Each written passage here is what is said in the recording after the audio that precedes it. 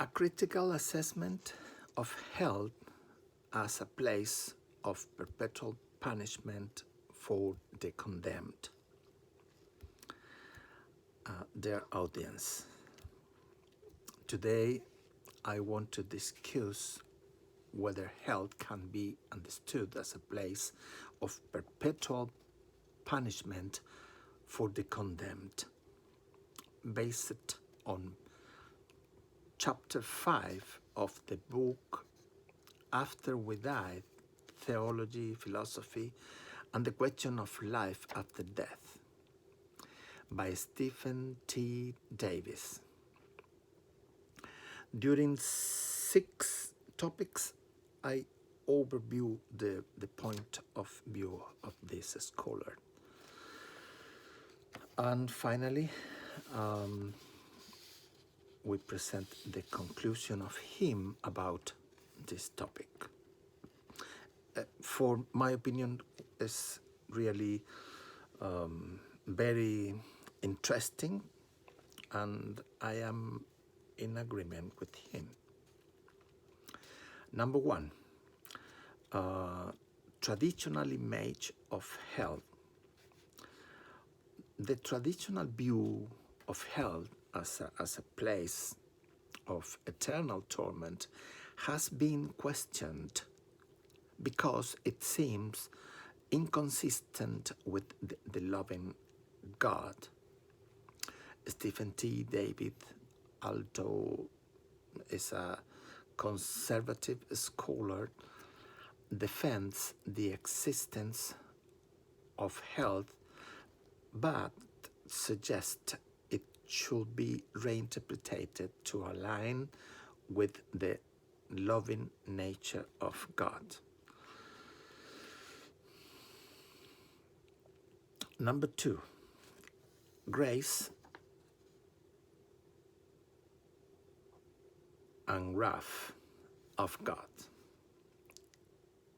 Stephen T. Davis explained that the wrath of God is his opposition to sin and desire for justice, while grace involves offering love and forgiveness despite our failings. Both aspects are necessary for the moral balance of the world. The wrath of God prevents moral relativism, while grace offers redemption. Number 3, nature of hell. Stephen T. Davis suggests that biblical descriptions of hell are only metaphorical. The essence of hell is not physical torment, but separation from God, leading to a miserable existence. People are in hell because they choose to separate from God, not because God sends them there against their will. Number 4, possibility of redemption.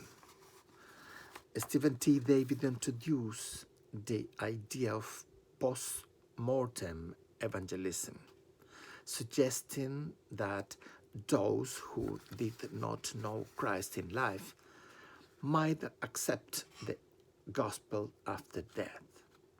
This idea is based on divine justice, avoiding the condemnation of those who never had the chance to know Christ. Number 5, objections by Fambing. The scholar Jonathan Fambing raises 2 objections to this theory. Number one is lack of eschatological finality, allowing postmodern decisions remove the finality of death.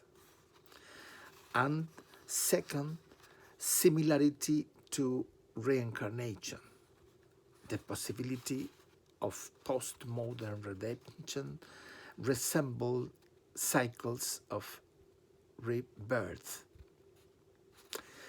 Davis responds that his theory does not imply endless cycles of life and that the finality of death can vary.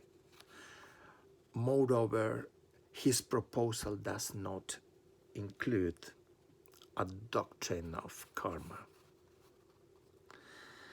Number 6, alternative to traditional hell. Stephen T. David rejects two alternatives. Annihilationism is number one, the idea that God permanently destroy the reprobate lacks sufficient biblical support and questions whether the wicked would prefer annihilation of hell or to hell. Yeah, the wicked would prefer annihilation to hell. And number two, the second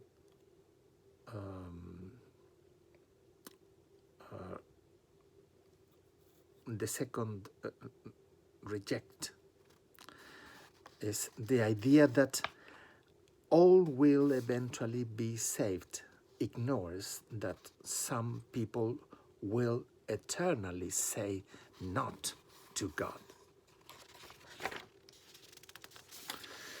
Well, finally, the conclusion is Stephen T. David concludes that although we do not fully understand the afterlife, we can trust that God's plan for salvation will combine grace and justice. Hell, according to Stephen T. David, is a self-chosen separation from God, no retribution without the possibility of redemption.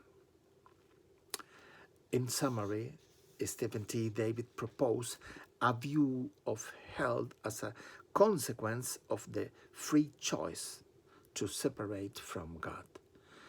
This allows the reconciliation of the existence of hell with the loving and just nature of God, offering a perspective that balances divine justice with grace and the possibility of redemption. Thank you for your attention.